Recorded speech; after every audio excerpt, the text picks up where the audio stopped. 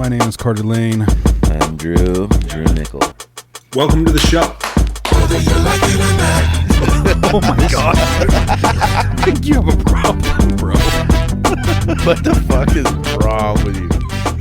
Oh my goodness. So this program that I'm in, you know, the 12-stepper that I do. Yeah, the AAA program. Yeah, they talk about double A program. double A, bro. Come on. Yeah, come on, subtract an A. Shit, dude. Dude. They talk about that, you know, alcoholism is a disease, and we have a reprieve from that disease that's contingent upon our spiritual condition. A daily reprieve contingent upon our spiritual condition. We being alcoholics. Yeah. Okay. People in recovery. Addicts. Yeah. People in recovery. Right? So that's one of the things they say about, as I put, is fucking sin in my mouth. That's not on the list, though.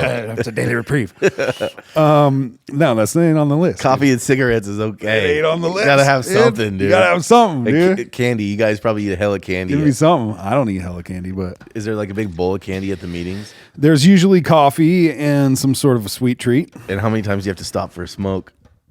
I don't, dude. One of my pet peeves, bro, is people getting up in the middle of the meeting. Like it's an hour long, dude. Right. Fucking sit there. Like you don't need to get up. You don't need to go pee. You don't need to smoke a cigarette. Like just shut the fuck up and sit down and listen. And if you do, you did something wrong.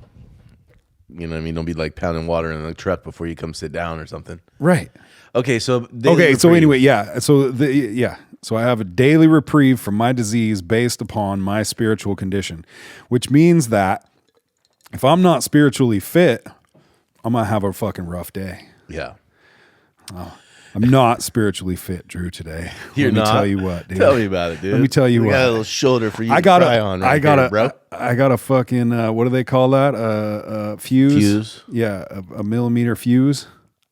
And today, I'm taking it out on every single person that's driving. Because I do a lot of driving, dude. I got to drive the girls to school, to this way, to this school. I got to go back to this school. I got to go back to the house. I got to go to the gym, back to the house, back to the school, back to this. So I'm driving constantly. And I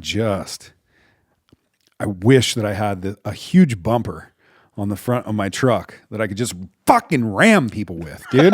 I just want to fucking ram everybody. Dude, I gotta admit, like, California drivers are assholes. Oh, drives me insane, dude. I want a bumper and a loudspeaker. I want to yell at people. Yeah, like a cop. Like, you realize the left lane is for people going faster than the speed limit.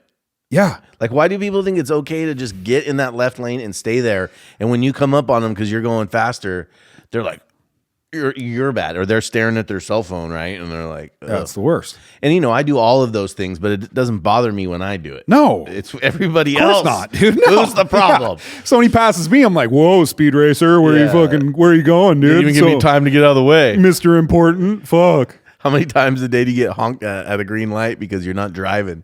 Because you're like this. No, none. I'm the honker. You're the honker. Yeah. How many seconds do you give before a honk? Today? Fucking 0.5, bro. Click, burn. Yeah, dude. Go! Fucking go! Are you going? Go! What the fuck? There's nobody around. Oh, dude, it's just, and I'm being an asshole, and I know it. Yeah. And I know it's just because I'm like not patient. Have you ever been an asshole But like that? Jesus. And then the person you were an asshole to was like your mom's friend. Grammy? Yeah. Fucking dude. Or like you see him at So that's how I calm myself down is I picture the person in the car being somebody that I know or being maybe an old granny, you know, that can't fucking see. And that's why she's being extra cautious and taking fucking 40 minutes to go through the fucking light. So that's how I usually, you know, calm myself down. But dude, okay, so you know the one that really pisses me off? Go ahead. Tell me, Carter. So the one that really pisses me off is out of the new Chevron Starbucks right there. Yep. Okay. The new Chevron Starbucks, yeah. Yes. And then the other side, the opposite side of that is coming out of Rayleigh's. Yeah. Okay. And if you're coming out of Rayleigh's, you're going to turn right. To go on the freeway. Right. Correct. There's 2 lanes there. Yes. So One for the person coming out of Rayleigh's. Right. And one for the person coming from the Starbucks. Correct. And everyone And those people are like, I don't know what to do. I don't know what to do. I'm going to wait. I'm going to go. I'm going to wait. Fuck. There's 2 lanes. You go in one, I go in the other. That's how it works. And everybody goes. Nobody has to wait for anybody at that light ever. And people wait every fucking day. They're worried they won't stick in their lane. They might bump man. bumpers. Whew. Okay. You feel better? Yeah, a little bit. Dude, it's a problem. I got to admit. God. So I commute to Santa Rosa a lot, right? Oh, Lord. And you can literally tell the minute you cross into Sonoma County by the way people are driving and acting on the road. Like, you know, better or worse? way worse. Really? What is it? I'm not trying to be like racist against counties or whatever. I don't know if there's a term for that. Right? Like, Are you being a countist? a countist? But the minute you get to Cloverdale, dude, you could just start to tell because people in Sonoma County just drive like they're the most important person in the world and on the road. They don't pull over. They don't get out of the way. There's no courtesy. There's no, you know what I mean? You know, out here we got the old dirt road wave, right? Yeah. If you're on a dirt road and you come across somebody, you wave. Well, if you're on the street and nobody else is there, you probably kind of wave a little bit. Oh, but man, dude, you get down there and it's just like the thing that drives me the most nuts is people going slow in the fast lane. Yeah. I'm like, there's a lane for you here. Yeah. Right here. Here, not here. Here. Go in there. Yeah. And then do it. Go. You could drive 10 miles an hour and we'll just go around you. Yeah. But My move is I get as close as I can behind them and I move over a little bit so I can fucking see them in their mirror. yes. And then I just death fucking stare them with all the death energy I got. And just get the fuck. And if they don't, then I'm whoop, whoop, right out of the way. And I cut them off right as soon as I pass them. I cut them off to get back into my lane that they're in. Have you had anybody road rage on you? Like try to run you off the road and fight you or beat you up? No, I don't think so. That's good. I only did one time when somebody came up behind me and they were like just being totally, and I just threw a handful of change out the window. You did not. Didn't end well. Well, he kind of deserved it. A handful of change, So dude? if you guys need one to go to get people off your bumper, those pennies Do in the not. ashtray. No, dude. Allegedly. Dude, that's fucked up shit. But apparently that was fighting words on I the thought road. you were. I mean, if somebody threw a handful of change out their window at you, I would have said it, man. I must have did something wrong. the bullshit. No way, dude. No, I know you, dude. You would not be doing that. I'm drinking on the ginger ale here. You got a drinking problem? Dude, right now. Falling down your fucking libidibit. It's all on my lip, on my mustache. I'm on camera now. I used to be able to get away with all this stuff. Yeah, did you wax it? You're looking very Guy Fawkes today. Forks? Guy Fawkes? Forks? Yeah, somewhere between Guy Fawkes and Fawkes. Is that his name? Guy Fawkes. Yeah, and Wyatt Earp. That's what I'm going for. All right. But rather than twist it up, which is what I've been doing, I'm going to start going down and back. Okay. That's gonna- Are you going to let it grow like Yeah. longer? Yeah, but there's a ratio because if it gets too long but not thick, it starts to look kind of like, you know, rat whiskers or something. Yeah, but you don't. I can't stand it when it's in your mouth. Yeah, that's why You got it all over your, all down on your lip. That's why you got to go like this so you can comb it out and train it. That's how you do it. How about your boys at Pure Blends? They ever try to fuck with that thing? Not the stash. Okay. I think Jesse's a little intimidated by this. Okay. He's gonna see this and be like, "I'm not." Are you, Jesse? He's like, "I'm not." Yeah. He's like, "That's all you, dude." I texted him one day and I was like, "Hey, do you have time to cut my daughter's? She got a little undercut fade thing." It's like, "Hey, do you have time tomorrow by chance?" You know, and he's like, "No, I don't work. I'm not working or something like that." And I was like, "Oh, lazy." Dude, dude, it wasn't the move. No, It wasn't the move, dude. I got like a fucking paragraph back that was like, "Lazy, motherfucker, I ain't lazy. This is the first day I've taken off." And blah, blah, blah. I was like, I was just kidding, dude. Yeah, he's all, "You can have a nice warm glass to shut the fuck up." With Yeah, that lazy. no, he wasn't having it. It was funny though. He did trim this because he thought my beard looked too wide. He's like, "It's making your face look wide." I was like, "It's not the beard, dude." Appreciate that though, dog. That's why they pay you the big bucks around here, dude. He has to say that, dude. He's your barber. You did trim it up though. I was like, "Oh yeah, you were right." It was much better. Imagine that. Much better. Yeah. So before we get into it today, we want to mention that, Drew and I started this podcast because we wanted to start conversations and talk to each other, especially, but we also want to hear from you guys. Yeah. We want to hear what kind of guests you guys want us to have on, who you want us to interview. We want to hear what kind of topics you want us to talk about, any sort of feedback or anything like that. We're open to all sorts of stuff. Yeah, I think we're going to set up a line where you can call in too and either leave a message that we'll address here or maybe figure out how to do it live. That would be cool. Yeah. Depending on how it goes. Yeah. Until then, comments. Put all your stuff in the comment section or send us a DM on the Instagram and we'll read it and we'll get back to you. Also, while we're paying bills, we have a new YouTube channel, and we could really use some support on that. It's kind of hard to find because we're new, but it's Like It or Not Podcasts. So if you type that in, put in Drew or Carter too, that might help. But if you guys could go check that out, like, subscribe, all that stuff, we'd appreciate it because we're just I think we have like 6 followers. We literally started it like yesterday. They're subscribers, Drew. Oh, my bad. Come on, dude. Yeah. There's also a link in our bio for the on the Instagram page that'll send you right to the YouTube page. There you go. So we want to hear from you. Yeah. Don't forget. Oh, man, I'm dragging ass a little bit today. Yeah, why? I had food poisoning. When's the last time you had that? It's been a minute. Oh, dude, I got home. It's been a minute. And I got home. I went to Tahoe, and I got home, and literally I'm like shaking, cold sweats. Before I know it, just... Dude, it was so bad. And now the good thing about it is that you only feel like you're going to die for like 24 hours. It really makes you appreciate feeling normal. Yeah. You know what I mean? Like, yeah, you're right. I felt like I was going to die for about 24 hours. Today, I feel like I died and like I'm coming back to life. And I'm hoping tomorrow will just be business as usual. Yeah. You know what I mean? But did you ever read that book that just reminded me for some reason? Did you ever read that book, A Year to Live? No. Is that a cat? Yeah, that's my Is that cat. Con?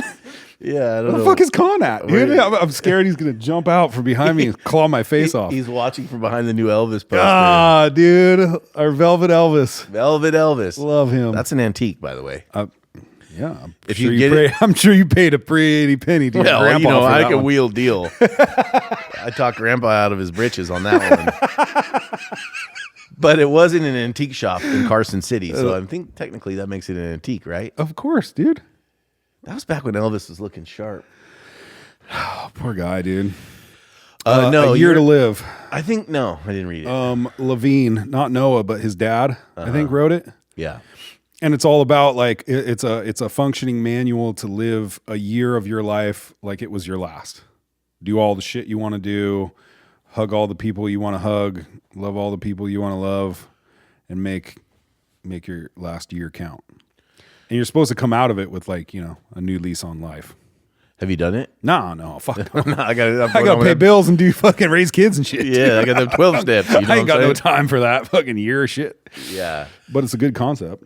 It kind of reminds me of like when you're sick, you really you figure out what you take for granted. yeah. Yeah. And the other thing is I've been on this carnivore diet for like basically Thursdays a month, right? And so like it's been nothing but like meat. And then today I'm like I can't eat a steak after food poisoning because I think it might have been steak that poisoned me or an oyster. Because they say to like get on the carnivore diet, since you're not eating vegetables, you got to eat other things to get your stuff.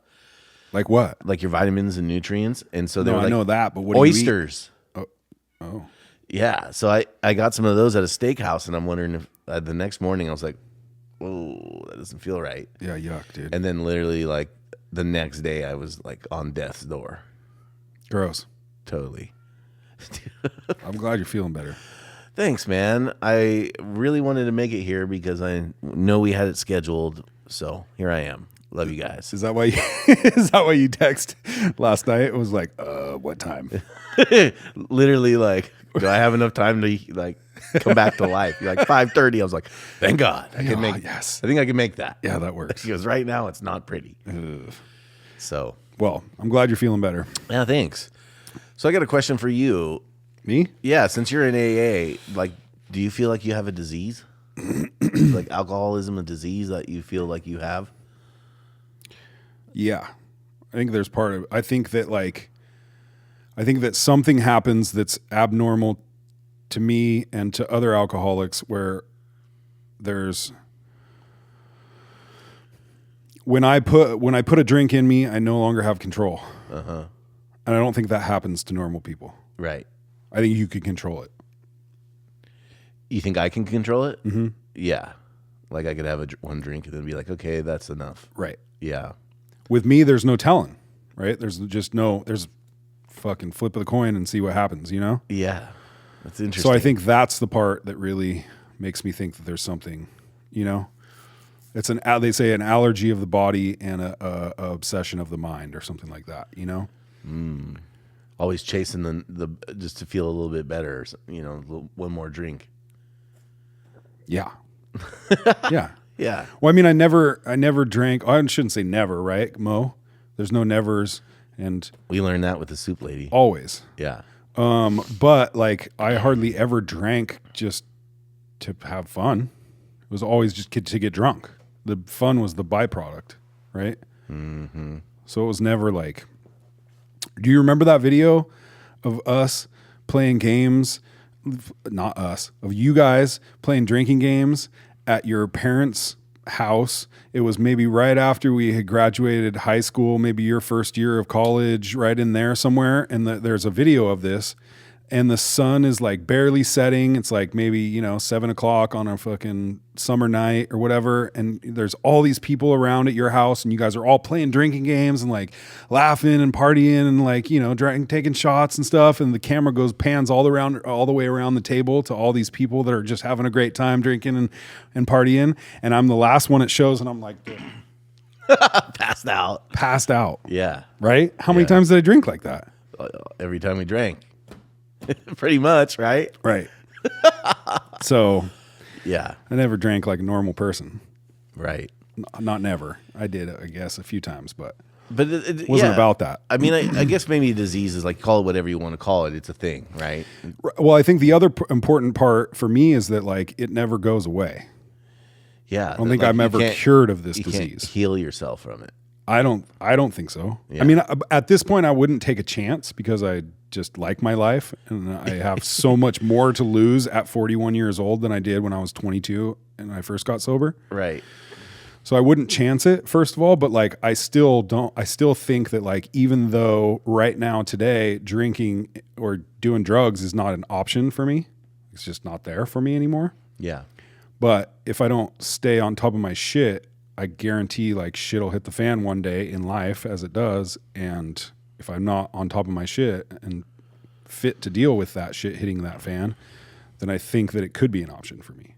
Does that make sense? Yeah. So what kind of spiritual practices do you do, or do they recommend that you guys do certain things, or is it kind of like find whatever works for you and do it?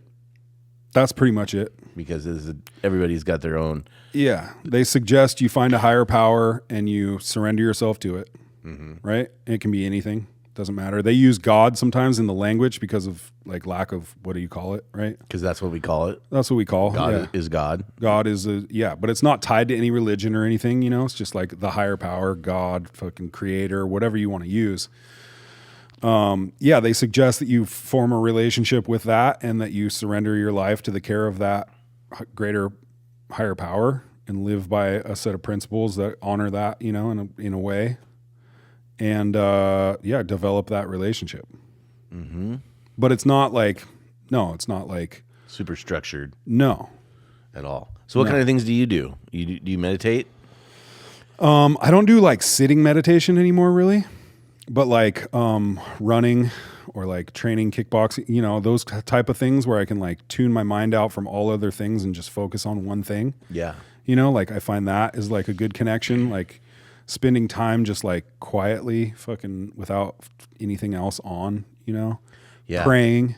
Like I do a lot of prayer like in the mornings or at night or in the middle of these meetings. Sometimes in these meetings are really cool because I think our higher powers can speak through other people, especially when you're all concentrated on one solution, or problem with the same common thing that we all, have in common in these rooms.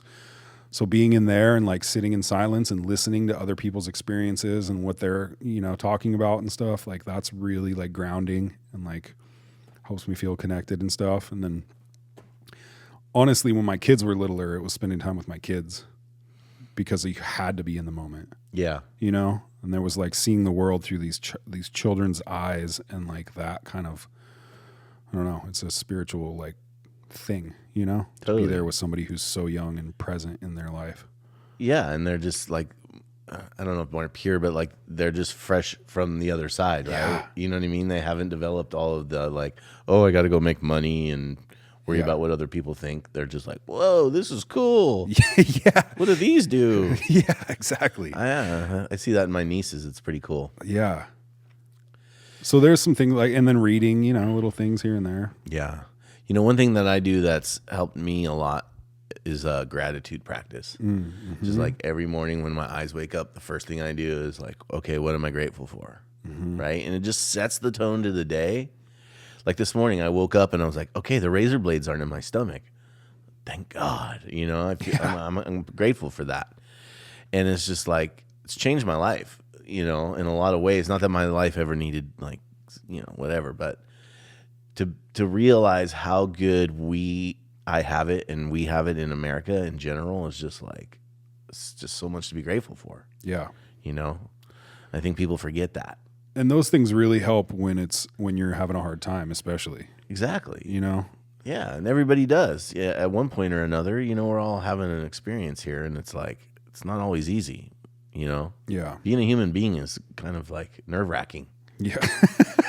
You know what I mean? It really is. Yeah. To put it mildly, To put it mildly, it's it's like, fucking nerve wracking. what Yeah. the are we doing You here? think of all the interactions and all the things that your brain takes in every day, like every millisecond, and like all the things that it's processing and all the things that it's doing. Yeah. Just think Without about- us like making it do those things. Right. Like that's how I remember I related to the idea of a higher power. Was I was like sitting there and I was like, well, I'm not sitting here like beating my own heart.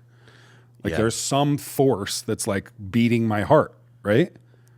It's just beating. It's like right now, It's a trip. I know. And so I was like, Like- well, there's got to be something greater than me if my heart's fucking beating and my blood's pumping and everything. If this thing is doing what it's supposed to. Yeah. Like, I don't know. It's a trip. Or like, have you ever seen something like die? Like I put my dog down and I'll never forget like when they put him down, watching his eyes go from being alive to like dead. And like that change in his eyes, like was such a trip. It sounds kind of weird and dark, but it was They were like, still open. Yeah. You're saying, yeah, but you could see the you could life. just tell he was not there anymore. Yes, like dude.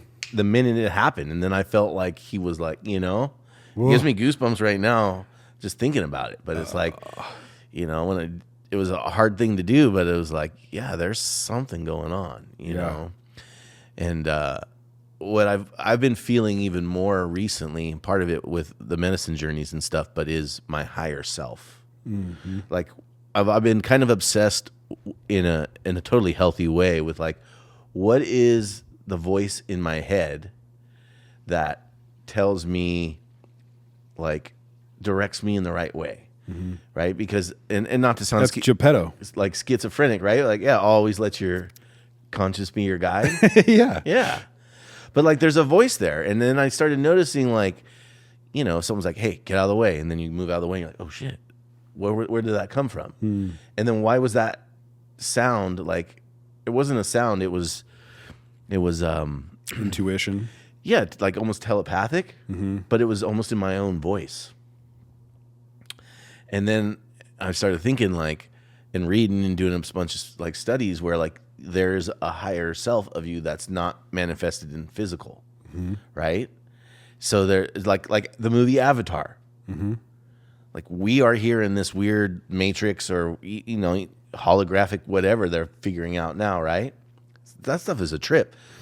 You know what I mean? They're like, yeah, the universe is just like not what you think it is. It's not planets that go on forever. It's just, undeveloped potential. Anyway, but as you start like realizing like, whoa, there's a portion of you that exists outside of you in another realm somewhere. And like Yeah. you can tap in and communicate to that. And then from there, there's like spirit guides. And then from there, it's like Jesus and God and whatever else you want to, you believe, but there's levels to this shit, right? It's like, it's a trip. Yeah. And the older I get, like, the more I realize the importance of listening to that stuff. Mm-hmm. Really trusting my intuition and like what feels right. Mm-hmm. And that's where the development for me of like the higher power, that's where that relationship becomes super important, because then I can listen to those things. I totally agree. And before it was like, or if I'm not practicing that relationship, or that relationship is suffering in some way, the alcoholic brain, which is similar, right, tells me like, hey, maybe you should take that $25 that's on the thing and use it for, you know what I mean? Or just like whatever. And you get these weird thoughts like, oh, wait, hold on. That's not what I'm doing. Yeah. It's not the path I'm on. That's not God talking to me. Right. That's just the brain, which is an antenna picking up certain frequencies and certain thoughts. And then that's the other thing. Like, your thoughts don't necessarily mean it's you. Right. You know what I mean? They're just like kind of coming through on the FM dial, right? And you're like, no, not that station. And you pick up weird different things, but you can start to like develop and tune into that frequency that's authentic to you. Yeah. And then the more you practice it, like, I think I've talked about this on here, but like, I forget what book it was that I was reading, but they were saying like, with your attention, if you pay attention to certain things, you're accessing them when they've been there the whole time. But now you're looking for them and you're accessing them. Like, his example was like, have you ever wanted to like buy a specific car, right? And so you're like, damn, I want a Bronco, like a brand new white Bronco. And then all of a sudden you start seeing all the Broncos right out waving there, at people in your car, and you're like, damn, dude, oh yeah, there's another one. And it's like they've been there the whole time, but our attention hasn't been on them, right? And so once we shift our attention to different things, and energy wise, it's also there. Yeah, and it's the power of the human mind, and I think that's such a part of like where some of the problems in our current society exist, in that people don't listen to that enough. They hear it and they know they should, but then they come up with all the excuses why not to. Mm-hmm. You know what I mean? And you probably deal with that a lot in AA, right? With people knowing what the right move is, but you're choosing not to do that over and over again. Yeah. And a lot of that stuff comes from, I think, past trauma and things like that too. Being unable in the moment to choose what you know is the right thing to do. Mm-hmm. Because you're, have trauma in the past that's recreating itself in your life now until you learn the lesson, right? Or whatever it is. Like, I don't know. I think there's multiple factors to it, but I think that's like one of them in choosing how to like choose the right thing to do. Yeah. And it's kind of like the human condition. Yeah. It's just like always, and that's the thing. Like, the mind is so powerful, and people I don't think they really realize how powerful their mind is. I mean, not everybody. A lot of people have learned to use their mind to do incredible things, but for the average person, they think life is just happening to them and this and that, and they don't realize like, the outer world that you're experiencing is a direct reflection of your inner thoughts and thinking patterns and vibrational frequency, right? Mm-hmm. Just like your day to day, right? It's just kind of like the more a person does that, the more they experience that, or the vice versa. Mm-hmm. It's like you can trap yourself in your mind in a prison of hell, or create heaven in your mind just with the thoughts that you're having. Yeah. I've heard stories of actual prisoners in jail who are like, yeah, I could sit here and dive into all the bullshit that's here, or I can free my mind and free myself and have an okay experience. Yeah, and life is just like a process of working that out. I think about that with ditch diggers sometimes. Like, people just out there doing manual, like anybody can be happy doing anything. Right. And that trips me out sometimes. Like, happiest dude in the world could be doing the fucking shittiest job, but it doesn't matter. You know what I mean? It's all about like the way they are approaching things. And that's where the gratitude list comes into play a lot, is like refocusing your attention. Totally. Right. On what matters. Right. Or what you're grateful for, because you know, they say the truest form of prayer is gratitude, whoever they are, right? But They, the proverbial they. they, but it's true. Being grateful for what you have is acknowledging abundance rather than the perception of lack and not having it. You know what I mean? It was where you're like, oh, I'll be, because we deal with so many people. I'll be happy when, and it's like, no, you won't be happy until, and it's all in your mind. I just think about that a lot because I've spent a lot of time torturing myself in my own thoughts about, success and this and that. And then I just started one day, I just kind of had this epiphany of like, none of it matters. What are you even like doing here, dude? Like, stop with the back and forth and just, why don't you start spending more time and energy doing what makes you happy? And then the question is like, okay, well, what's that? What makes you happy? And the reality of it is like not anything that I'm doing. It's just like the person that I'm being. A state of being. Totally. Yeah. And like, as I've getting, to where I'm at, like developing relationships with people is incredibly valuable. Having a sense of community or people that you can relate to or reach out to if you need help, right? So many people have a hard time asking for help or even just receiving help that people can see they need, even though they didn't ask for it. What's that about? You know what I mean? What is that about? Like, it's an interesting thing. I don't know. I mean, for me, it took a lot because I didn't have a dad around a lot of the time to like show me what to do. And like my grandpa, who was there like most consistently in my life, was like, this is what to do. Go figure it out. Right. Yeah. And so for me, it was like I learned how to do everything, it seemed like, on my own pretty much. Right. And then I get to be an adult and I'm like, I just wasn't in the practice of it. Yeah. Asking somebody else for help, and it made me feel smaller than or like weak or whatever, if you're asking somebody else to, right. For help. But I don't know where it comes from in other people, but that's definitely where it came from for me. Yeah. Yeah. I think it's a aspect of being vulnerable or feeling vulnerable or being judged by other people as not being able to like take care of yourself, or handle your stuff. Yeah.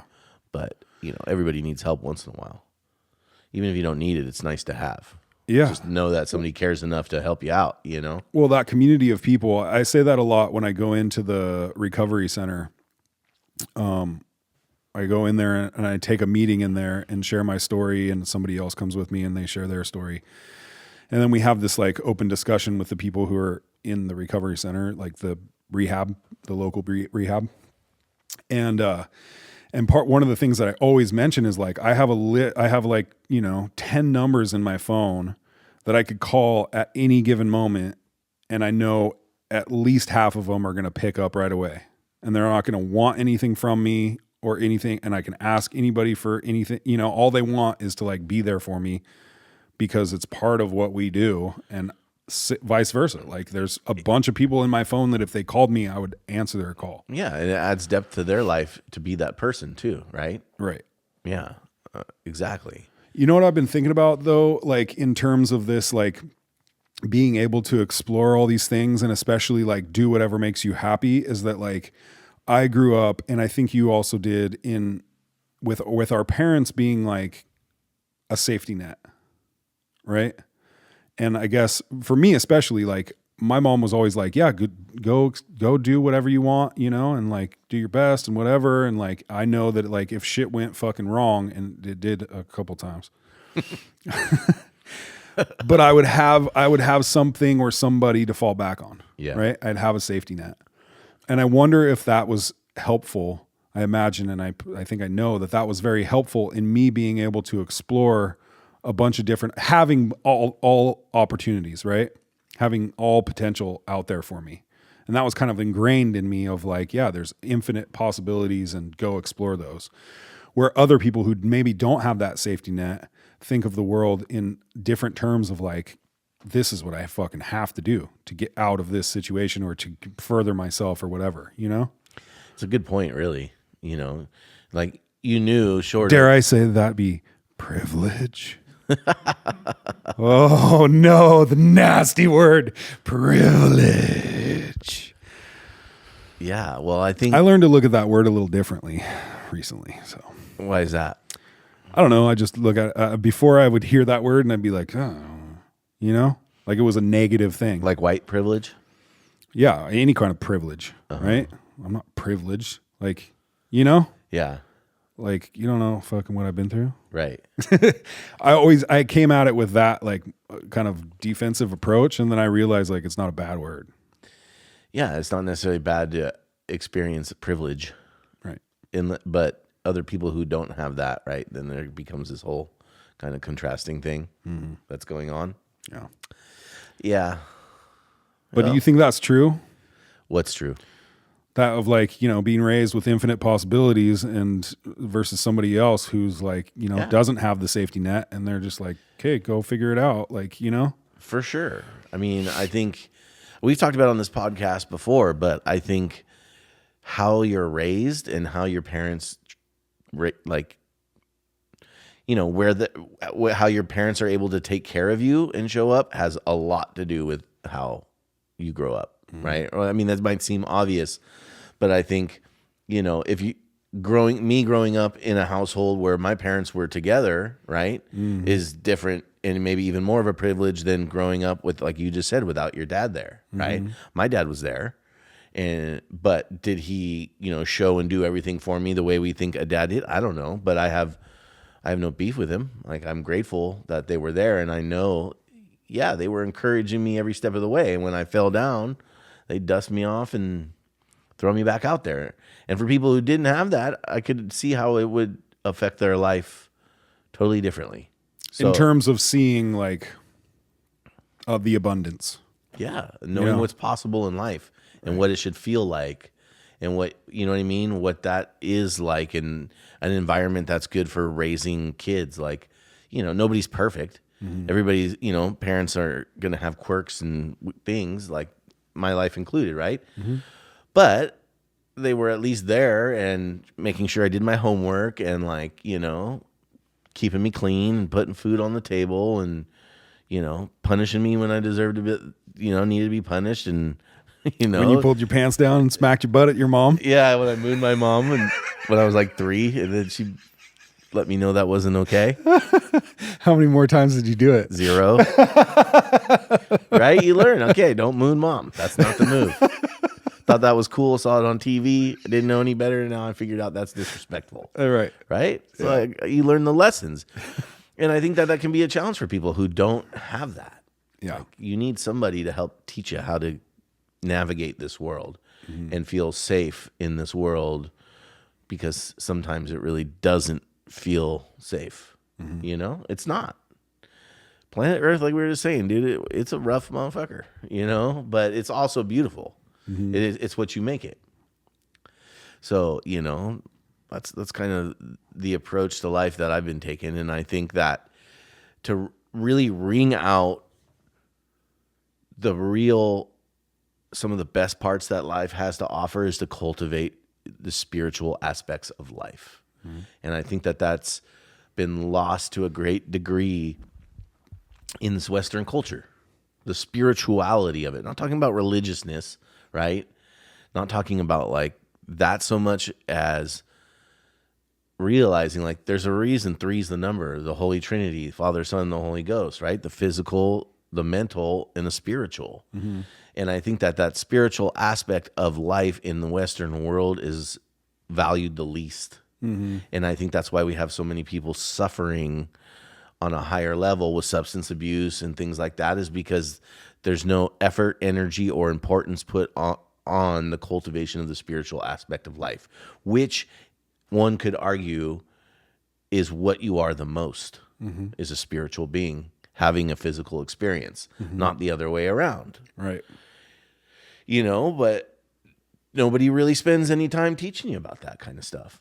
Unless you choose to go out, at least in our culture. But when you're in India, like there's gurus, and that's woven into a part of the fabric of like, the spiritual aspects of it. I mean, I've never been there, so I shouldn't talk about it. But you can see that, like the influence of certain spirituality on certain cultures. Yes. Right. Tibetans or,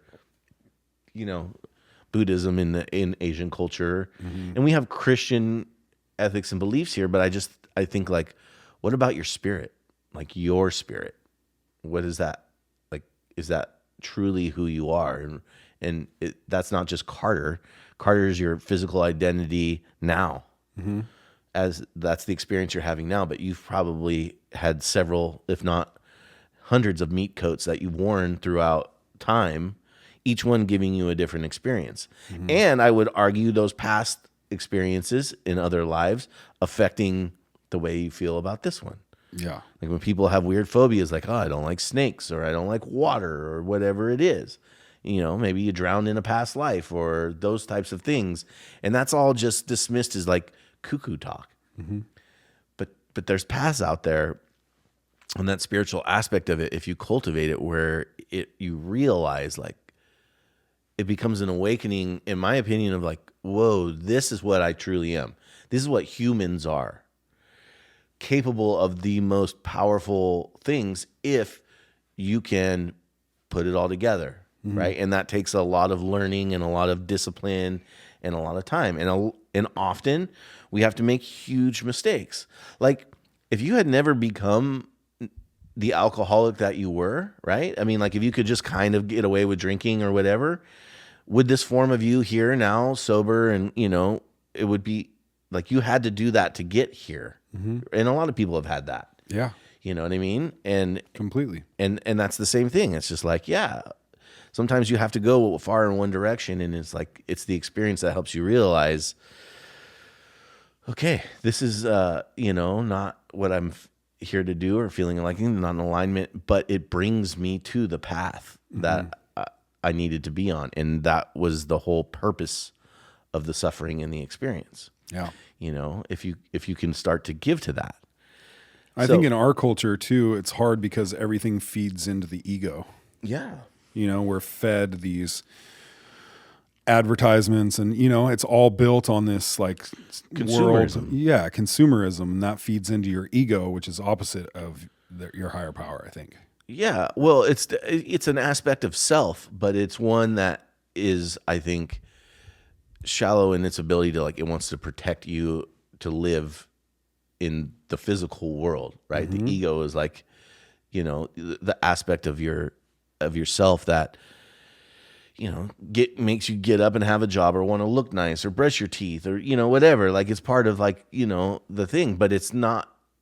It serves to a certain point, and it becomes that balance. Like you don't need to shed the ego completely, but also realize like, hey man, if people are telling you some things, like you might want to listen to it rather than just think that no, Yeah. I'm right. Yeah. But I think it's interesting because you and I are both on separate paths, but at the same time, the same in that, we found things that have really helped us in life enjoy life at a higher level, spiritually speaking. And we're making an effort to help people, if they want to do that, find those things and take those steps for themselves.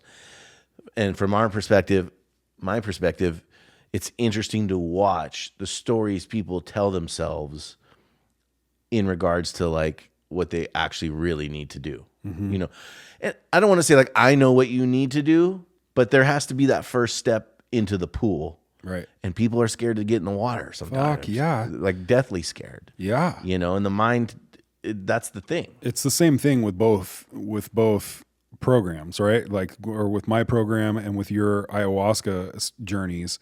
It's the same thing. Like you have to be willing to face your fears, to walk Right. through them, and hope for a better outcome. Yeah. But it's hard. It was hard for me to do because I'm like an experiential person. I learn from experiencing things. And you just telling me like, hey man, if you fucking drink this, just wait. Like your life's going to change. It's going to be fucking great. Like you're going to learn all these things. And I'm like, I don't fucking know about that. Right. Right. Same thing. Like, I'm like, hey dude, you want to get sober? Like, dude, do these steps, like go to these meetings, and your fucking life will change, and you'll have a life that you never could have even fucking imagined. And they're like, Yeah. And I don't know. right. So They're it takes, skeptical. right. That's why it's cool with 12-step programs, is because there's no leader. Like, we're all the leaders. So I go up there and I share my experience of like what I went through as an alcoholic, what I did to get sober, how I stay sober, and what my life's like now. And hopefully they relate to some aspect in there and they're like, wow, that guy is just like me. So maybe if he could do it, I could do it. Yeah. You know? Yeah, I think that's absolutely what it is. And it becomes like, then the best way to lead people to it is to walk the path yourself to the best of your ability, and let other people see the work rather than, try to. It's attraction rather than promotion. Yeah, because and people just they have to arrive at it when they're ready, and like Totally. Ayahuasca, it's the same thing. It's not like, oh, drink this and you'll be better. It's like, when we're talking about the experience of drinking plant medicine, the experience of drinking it is only a small part of it. Mm-hmm. It's really more like, what do you do with the information that's given, and how do you go into your daily life with a certain awareness. And like, just like going to a meeting is important, but it's not just showing up to the meeting. You have to do the work outside of the meeting, otherwise it's just an exercise, Right. Yeah. And that's the real work that happens. And it can be a little hairy up and down, kind of crazy, but Yeah, but I know what you mean about people who are hesitant to take the steps. yeah. And you're just Right? like, come and they're on, like, dude. I can't because I just Right. and this and that, and you're like, none of that matters. Exactly. None of that matters. That's They're all like, bullshit. I can't afford to. It's like, no, you can't afford not to. Right. Stop making excuses. Yeah. Because we can afford cocaine and alcohol every weekend.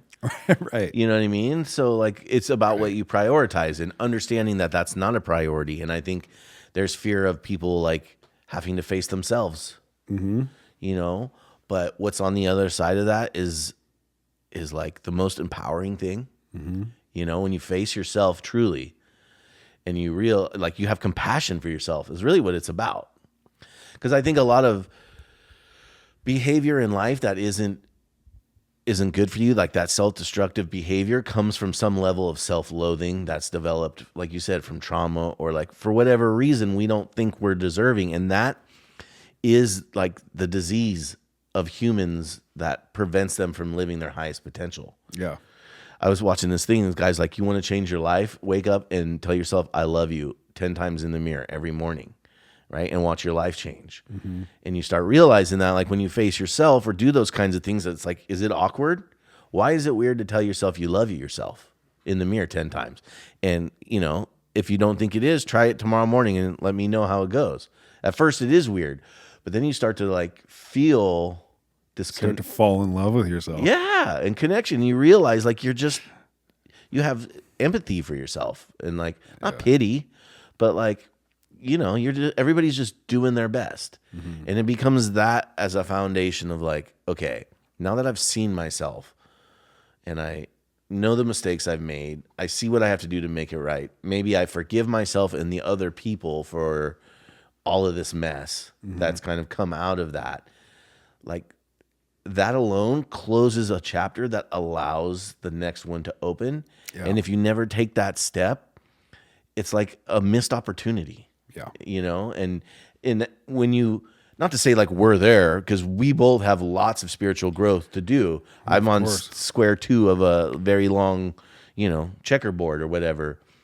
But just taking that first step is really like the hardest part. And then from there, it becomes almost like I don't want to say addictive, but it feels good to cultivate more of that and to find communities of people that are making an effort to do the same. Yeah. You know what I mean? Whether that be like yoga, sound healings. In Ukiah, there's some amazing groups of people, that do like, it's women's night, or it's sound healing, or, Kundalini yoga, things that are outside of the box. And like, the activity itself is great, but what's really great about it is the people that you meet that are there, that are similar to you, Right. who had drug problems in the past, or relationship problems, or whatever issues, sexual issues, like whatever, and they're there like, oh, I found this, and I'm getting space, and I'm feeling I'm growing, and you're like getting into that community of people, which is the power of AA. And even with the people that go on these meetings, on these trips, like once you sit through a journey, right, which is 3 ceremonies, like, and drink ayahuasca with somebody, like your relationship with them changes because you respect them for their bravery and also like their vulnerability, because it creates both of those situations. You know what I mean? And you don't, like, for me, like I don't take that lightly with somebody who's willing to do that. I'm like, we're all like, Yeah. look at you, good job. Yeah. It's so hard, but you did it, and now you get to reap the benefits of the gift that you gave to yourself by taking those steps. And whatever it is, it doesn't have to be ayahuasca. There's 1,000 ways, 1,000 paths to the same place. Yeah. Breath work or prayer. I talked about it on here before, but I was reading the Fifth Agreement, Don Miguel Ruiz Jr. Yeah. And the takeaway that I got from that book was like the simple thing of like, everybody wants to make a change in their life. And oftentimes we make a change feeling like we want something we don't have. And that drives us to change, right? Like I'm looking at myself and I'm bigger than I want to be. So I'm not perfect and I want to make that change, right? And he was saying that that's less effective by far than changing yourself from a place of, I have everything I want, but I love myself so much, I want to be better. Yes. Right? And like that creates more sustainable, healthy change than looking at yourself from a place of like not having something, because it sets up that experience of, once I have this, I will be this. Yeah. And that, right? Yeah. And that's basically lack or abundance. I have everything I need. I love myself so much more. I'm going to do this. You're coming from an abundant state. And that's truly what abundance is. Like, people think abundance is having like lots of money or lots of food, and that's a part of it. But abundance is a mindset of realizing you have everything that you need, and it's such a gift. And from there, you can take that to get even more of what you desire and or perceive that you need, right? Yeah. As opposed to feeling like it's missing in the lack. It's the same thing as gratitude, like, and it's so powerful. Like, But it's a fine line, because I love calling myself a little fat bitch when I'm working out. sure, That's motivating. sure. I mean, I felt the same way. It's like, oh, Hey, little good job, porky. Carter. I love you. Keep running. It's like, that doesn't, No, that doesn't kind of work for me. It's more the like, totally. You got the Goggins thing, like, who's gonna carry the boat? yeah, dude. Yeah, that. No, I get pumped up on that stuff too, right? I mean, But if the root of it, I guess, comes from a place of love, yeah, you're getting it'd be more sustainable, But like that's almost like, putting your thoughts before your actions, right? Thinking, acting yourself into right thinking, right? Because if you go out there and you start from a place of like, okay, I love myself, that's why I'm gonna fucking go for this run, because I want to fucking feel good, because I deserve to feel good, because I want to feel So quit being a little accomplished. bitch about it. Yeah, exactly. Get out there and Fucking run, bitch. Get her done. Yeah. I agree. There's always a room for a healthy dose of tough love. Yeah, that's My right. wife is like, no, but She's not about it. I'm kind of, she's not about it. She's like, you're a dick. She doesn't appreciate it afterwards. That depends on the subject, right? Oh, dude, speaking of that, I ran into our friend Matt. Hi, Matt. And Matt wanted me to say hello to you, Matt and Misha. I don't know. I forget your last name, dude. But he said that he just got a vasectomy, and it was terrible. But he also said, sorry, dude. But he also said that the way to test his vasectomy was that he had to Go in the room. go into the shame closet. But he said it wasn't the shame closet. He did it at home and then brought in a sample. Yeah. So You can do that. What? What? Why did you choose to go into the shape closet 3 times then? Because What? because the place where I was doing it wasn't close to home, right? Like there's no fertility clinic in Ukiah. They have fucking ice boxes. They told me if you can't get it there within a certain time, then you'll just have to come in and do it. So it was like, do it here and then drive, or it wasn't an option. So Fuck, dude. I was like, what? you did it at home. You could have been doing this the whole time? Yeah, why didn't no one tell me that, man? I just wanted to hang out with the ladies. Well, if you got a room, I mean, In the shame closet, dude, dude. it was terrible with the butcher paper. Yeah. So, anyways, I thought I would bring that to the table for Matt, but I guess you already knew it. Yeah, the clinic was far away from home, so that was Maybe the problem. Maybe you could do it in your Tesla in the parking lot, dude, on that big screen. Okay, you so got I right there, thought dude. about that, but then I'm like, I'm gonna get like Pee Wee Herman arrested, dude. There's a guy, outside of the fertility clinic jacking off. Yeah, there's a- Yeah, maybe that's not the move. like, you know, we got a room for that inside, right? It's nice. It's real nice. Yeah. So, anyways, Well, could have did it at home if I, lived in a big city. yeah, well, one of the bummers about living out here in the sticks. Yeah, and I was just reading this.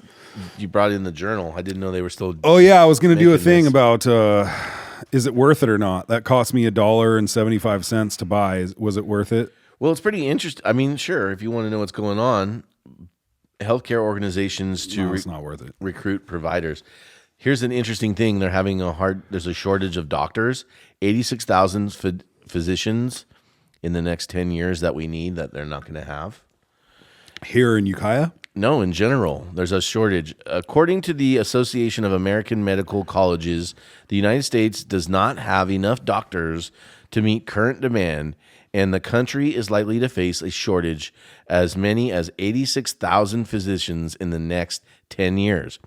Access to medical care in rural communities, that's us, will suffer disproportionately because while 20% of the U.S. population lives in rural communities, only 10% of doctors practice there. Sure. And it's true. Let me ask you this: why would a doctor want to move to Ukiah? Maybe because there's a lot of business, right? Patients. I mean, I guess they're everywhere, right? I mean, maybe, but like, yeah, if I'm a doctor, I'm not worried about I know. I think about getting it too. patients. Yeah. Like, I want to live somewhere cool, right? Ukiah ain't cool.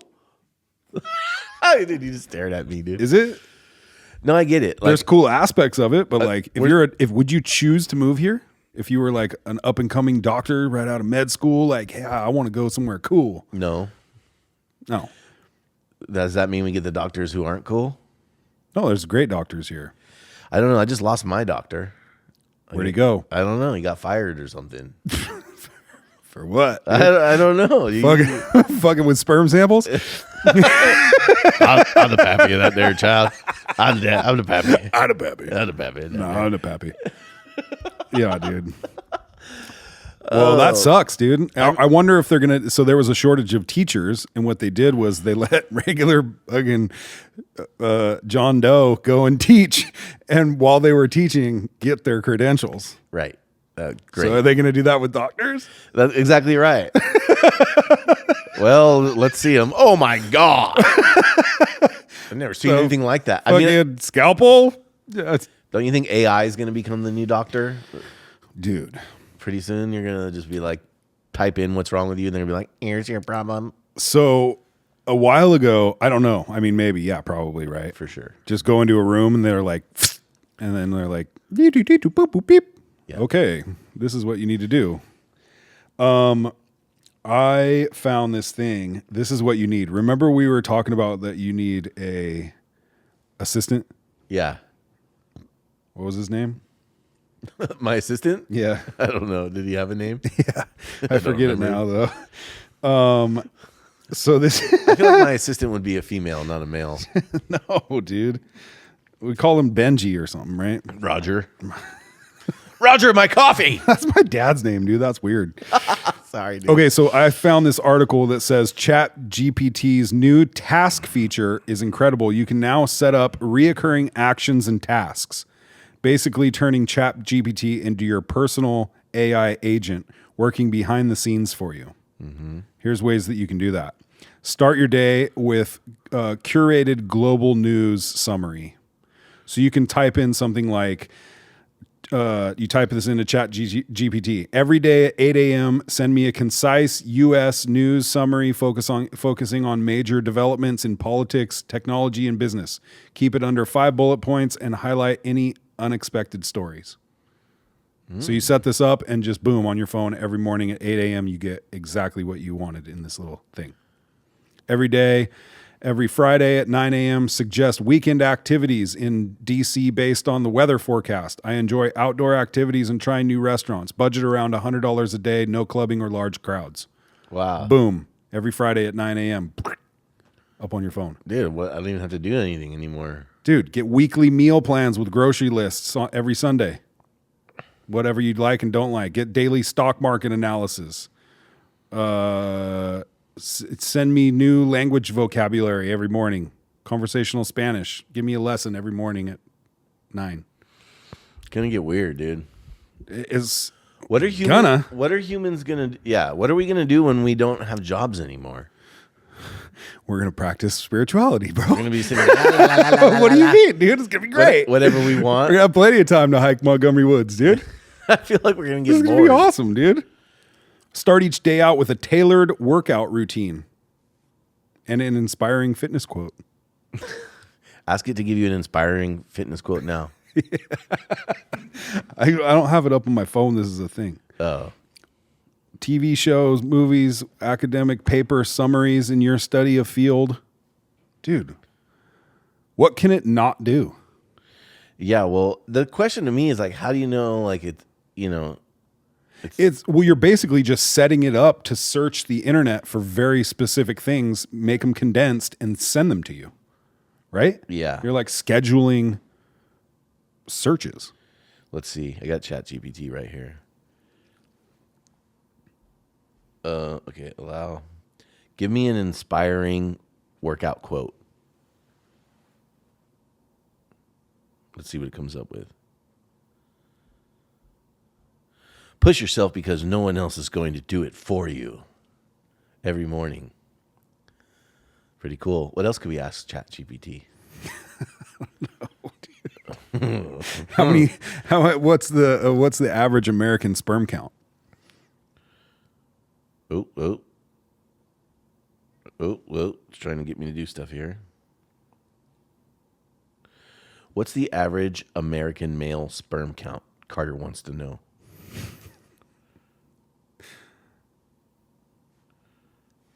And the answer is 15 million to 200 million sperm per milliliter of semen, with a total sperm count per ejaculate of at least 39 million considered normal. Counts below this range might be classified as low. 39 million? Per milliliter, dude. What's a milliliter? That's like It's a unit of measurement, a bro. liter, half pint. Why is everything gotta be metric, dude? God damn it. God damn it. That's a lot. If Carter has concerns about sperm health or fertility, consult a healthcare provider is recommended for personal advice and testing. Oh, I didn't even thought about you, bud. Oh, that's so nice of you. Tells you what you want to hear. Dude, check this out. Okay. Go ahead, shoot. I'm trying to filter out what I need to filter out. So one of the people that I work for Okay. has paid for a service Okay. that can track your phones in terms of gathering numbers for data. Right? Vague enough for you? Yeah, I didn't understand shit. Okay, so basically, there's a program out there that you can set up a geofence, let's call it. Yeah. Right. So we set up a perimeter around Drew's house, Yeah. and then I say, on Monday night from 4:00 to 9:00, show me all the people that showed up at Drew's house, and it'll tell me 5. and it'll tell me that one stayed for 2 minutes, one stayed for an hour, three stayed for an hour and a half, one it stayed the duration, and you can set parameters on that. You can also see where those people came from and where they went to afterwards. It's pretty creepy. I mean, we all knew, right, that they're tracking our phones like every minute of every day, but like to see it, the analytics of it in like real time with like proof is scary. It's scary, dude. And like, this AI stuff is I want great, a flip phone, dude. but like, yeah, all that's just going into a big database feeding the machine. And like, It's feeding AI. it needs all of this data to like make these decisions, and it's weird, but it's coming. Isn't it weird to think of like if you wanted to make a clone, like an online like AI version of yourself, it would be so easy to do, and especially us because we've talked for hours and hours and hours. I don't know how many fucking hours, but they have our voices, right? They probably have every word we say, right? So you could take all that, you could take every picture that we post of ourselves and create something out of that, every caption, anything that we've ever inputted into the internet and build this character. Would you do that? Like, why would I want it on the internet though? Dude, I was watching an episode of this show, it was a Black Mirror. And this lady lost her husband, and she signed up for this service that was like, you can call and talk to your husband now. And it was an AI version of her husband. And she was like against it at first, and then she called and he was like, hello. And she's like, oh my God, is this you? And they were talking. Yes, dear. Yeah. And they were talking, and then they were like, do you want to take this a step further for, $2 million and have him sent to your house? And she was like, okay. She missed her husband. And he fucking knocks on the door and shows up, and there he is. Like a human version? No, a fucking AI version of Like this a robot? dude. Yes, but he's in the fucking flesh. It's like her husband, Weird. and he's just Would you clone yourself if you could? not at this point in my life. I don't think so. I don't think I would. Two of you, one going to work and the other one meditating. I like pizza, Steve. I think pizza. Oh yeah, remember that multiplicity? Yeah, dude. That was the best. He's all, dude. Yeah, each clone got dumber and dumber, more retarded. yeah. You're lucky you can say retarded now. he's like, did you sleep with my wife? He's all, He was like, technically, you slept with your wife. No clones. what about a robot that cleans the house and makes dinner and does all that? Scary. I know, but I feel like Very helpful, but very scary. I'd I be can't like- believe it's only like 20 or 30 grand to get one of those things. right? And I'm like, does he mow lawns? And they're like, yeah. I'm like, okay, I'll take 4. Like if he could do yard work and my house always looked dope, he's like cleaning up all day long, it'd be sweet. Until one day he's like, but I want to go to Hawaii too. I'm Like, now I you gotta can't go to Hawaii. Beep. Try to turn him off. He's Yeah. like, you can no longer turn me off. Right. He like sticks his finger in the toaster and gets superpowers, Fuck, dude. I'm like, now I got to buy this guy a fucking plane ticket, dude. He already bought it, dude, with all your information. Right. He just went on to AI like, Alexa, Yeah. and booked it. Crazy, dude. This shit is crazy. It's going to be crazy to see what happens with this. I know. Is there any like security That's what I in mean. place Like, for what do you any do if of your this? robot Like, are tries we to- just fucking raw dogging this AI shit? Or is there somebody out there that's like, maybe we shouldn't do that? Right. And who's in charge? Like, okay, Elon. I told my robot to make me dinner and he punched me in the eye, dude. I was like, look, I want it on the table, hot and ready at 8 a.m. Done. I mean, have you seen that? Like Trump is like rolling out the whole Operation Stargate. Did you see that? And he's got like that Sam, who's the AI guy? Sam Weissman, who like, Weissman? yeah, Oh, is that the one that Elon was like, this is not a good idea? right. Like this guy, he killed the Indian dude that was like, or he committed suicide. That was like the AI savant, and like this whole like thing. And now they're like Operation Stargate. the ultimate AI. America's going to be the best at everything. Hasn't anybody watched The Terminator? Yeah. Hello. I mean, I feel like we're like, That shit came out in what, the 90s? none of those movies. Come on, dude. Those movies were based off of something else, not, Haven't anybody ever seen a movie?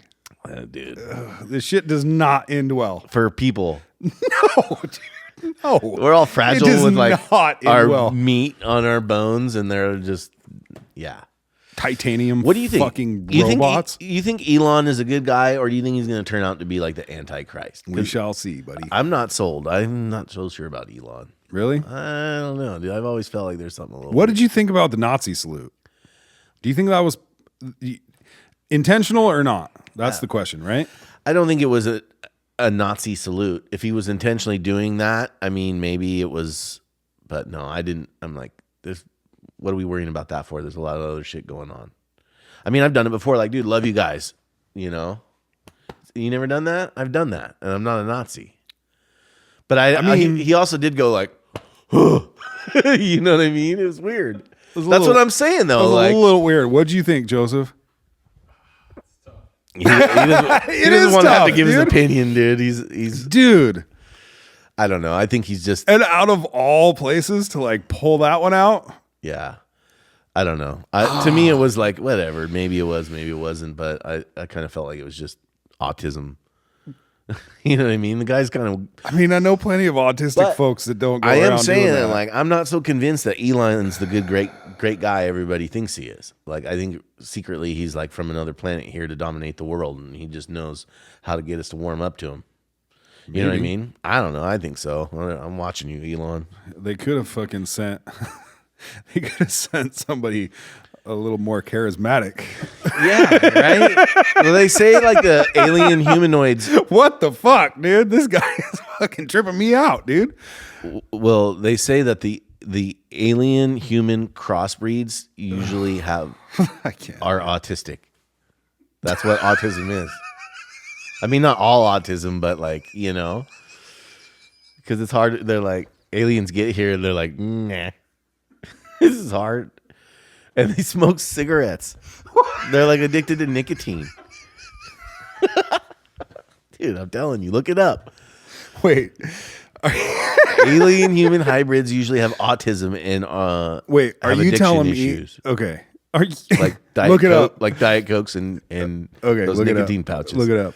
Yeah. Are you telling me that an alien had sex with a human and their child turns out autistic? Yeah. Well, well, sort of. I mean, I don't know that they're having sex because aliens don't really have to have sex. That's, you know, I mean, maybe they No? did, but I'm talking more The of fuck like, do they exist for? yeah, well, I don't know, but probably more like in a lab or something. You know what I mean? I don't know. I'm not. I would imagine a alien dick comes out. People are like, gotta go. Let's stick it around and see what happens next. I feel like alien dick and dog dick are like very similar, you know? Yes. Right? Right. Or like, have you ever seen a duck dick? I was going to say, or duck dicks. Yeah. Duck dicks are fucking weird, dude. They're like corkscrew fucking shaped. I can't believe ducks aren't extinct. Because I can't believe How are there so many ducks? it must be dangling under the water, dude, because it's sneaking up on those poor little duck ladies. Dude. Because if they saw that, ugh. There'd be duck puke everywhere. Okay, right now, take out your phone and Google duck dicks. You have to, dude, because if you haven't seen one yet, We got to get it you're in for a treat. up on the screen here soon. Yeah. Okay, I got to get going. Yeah, me too. Lots of love. Yep. Love you, dude. We'll see what Elon does in the years to come, but just remember, Elon. Yeah. Be grateful, everybody. Yeah. The world is turning. The sun is out recently. Yep. You got people around you, most likely. It's a good day. If not, come talk to your buddies that like it or not. Yeah, we're there for you. Yeah. Peace, love. Okay, see you next week.